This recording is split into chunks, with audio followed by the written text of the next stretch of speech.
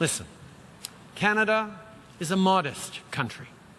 We know we can't solve these problems alone.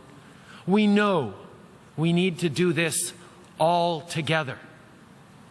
We know it will be hard work. But we're Canadian, and we're here to help.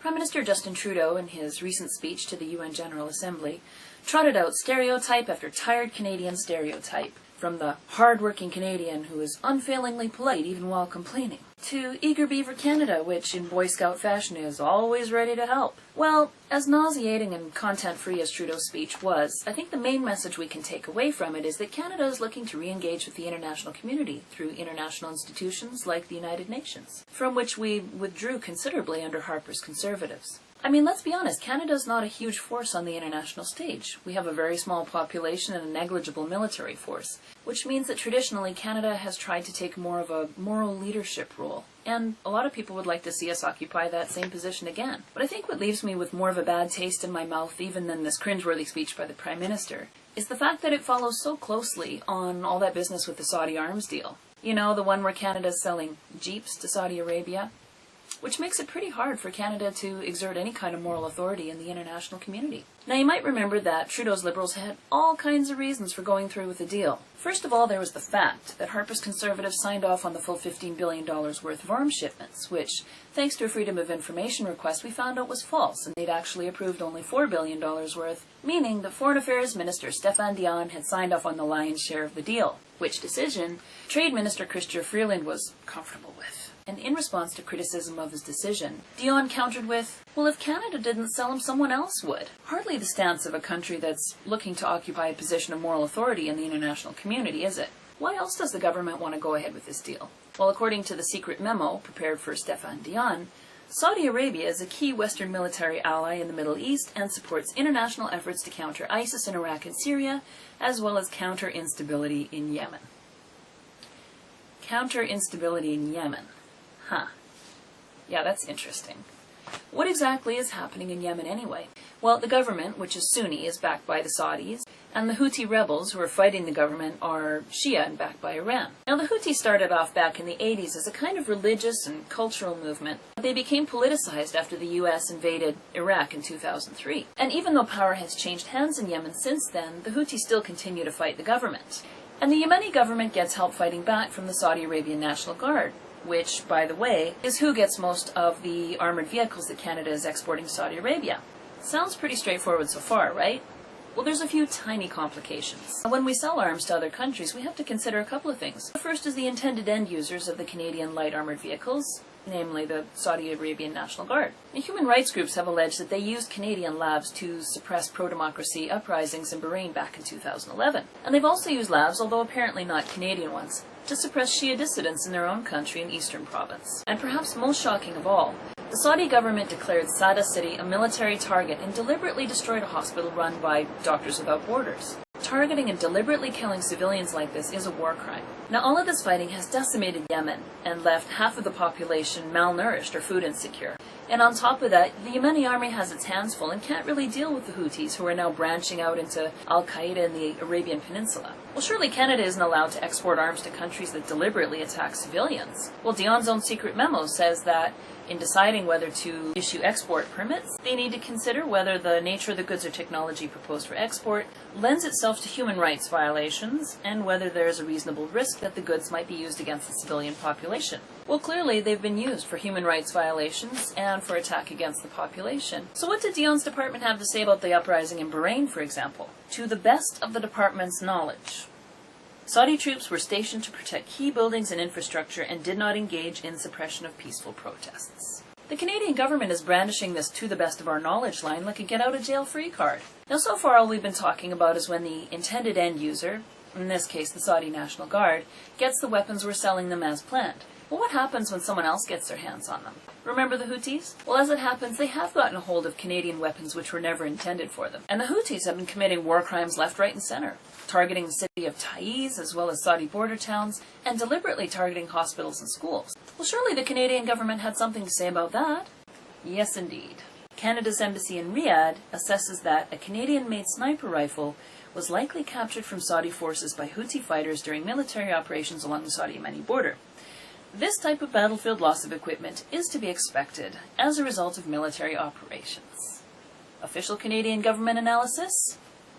Shit happens. Now there's a word for this in the world of arms dealers, to which we squarely belong, when weapons intended for a particular buyer instead fall into the hands of a third party. It's called diversion. And it's such a big problem that the international community has spent the better part of 2 decades hammering out what's called the Arms Trade Treaty in order to curtail it. Now, just to prevent any confusion, this act is not trying to stop countries from selling each other conventional arms, nor is it trying to regulate domestic recreational firearms use. What it's trying to do is to regulate the conventional arms trade, and especially to prevent diversion. Well, let's see exactly what Canada signed up to. Article 6 says that a state is not allowed to export arms if it has knowledge at the time of authorization that the arms or items would be used in the commission of genocide, crimes against humanity, grave breaches of the Geneva Convention of 1949, attacks directed against civilian objects or civilians protected as such, or other war crimes. Aha! If it has knowledge at the time of authorization. The fact that the Canadian government is already using weasel words to dance around this obligation like a 3-year-old playing peekaboo does not bode well for our commitment to the regulation of the global arms trade. Well, Article 7 kind of foresees this. It says that if an export is not banned under Article 6, then the exporting country must assess the potential that the arms or items would contribute to or undermine peace and security, or could be used to commit or facilitate a serious violation of international humanitarian law, human rights law, or an offense related to terrorism or transnational organized crime. I mean, it seems pretty clear. I mean, sure, the language isn't totally cut and dry, but that's kind of how international agreements work. Otherwise, no one would sign on to them. Even the UN High Representative on Disarmament Affairs, Kim Won-soo, acknowledged that the ATT isn't a magic solution, but just a first step in the right direction. Okay, well, that covers sales to intended end users like the Saudi Arabian National Guard. But what about diversion to third parties like the Houthis? Well, Article 11 says that exporting countries must assess the risk of diversion of the exports and take measures to prevent it.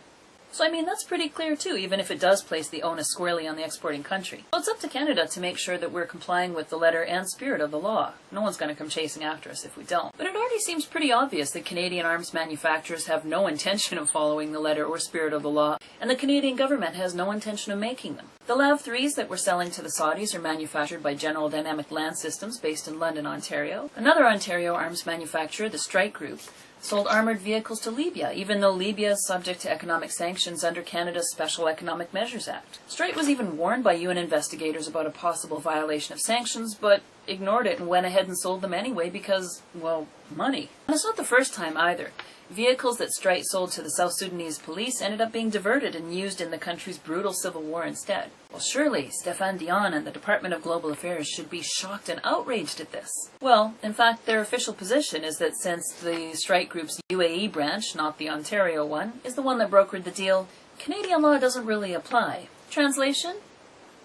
It's not like the Canadian government has no idea what the Saudi government is up to. Even though it censored the documents it released publicly to the point of ridiculousness, Stéphane Dion's secret memo lays it all out. Canada, like others in the international community, is concerned about human rights issues in the kingdom, including the reported high number of executions, suppression of political opposition, the application of corporal punishment, suppression of freedom of expression, arbitrary arrest, ill treatment of detainees, limitation on freedom of religion, discrimination against women, and the mistreatment of migrant workers. Well, the government said back in January that it could always suspend or cancel the deal if it was shown that human rights conditions in Saudi Arabia were shown to have steadily deteriorated. Kind of handy if they're already at rock bottom, I guess, eh? So to sum up, Justin Trudeau's sunny Liberals have approved the sale of $15 billion worth of arms to Saudi Arabia despite gross human rights violations of its own population and those of neighboring countries, some of which amount to war crimes. They've hidden behind the phrase, not to our knowledge, to evade responsibility of how the labs will be used and by whom, casting doubt on their commitment to preventing the diversion of arms. And they've washed their hands of responsibility for Canadian arms being used in bloody conflicts in Libya, South Sudan, and Darfur, using the fact that the plant is located overseas as an excuse. Right now, we Canadians are looking a little less like this, and a little more like this. So I'd challenge anyone in the Ministry of Sunny Ways, above all Stéphane Dion, to explain to Canadians exactly how this promotes our interests, other than bringing in cold hard cash. And how exactly do you intend to fulfill Canada's obligations to the international community by following not just the letter but the spirit of the law, putting Canada into a position where it actually has some moral authority to show some leadership on the international stage? Because if you really want to show the world that Canada's here to help, you're going to have to do just a little bit better than giving adorable Boy Scout-like speeches at the United Nations.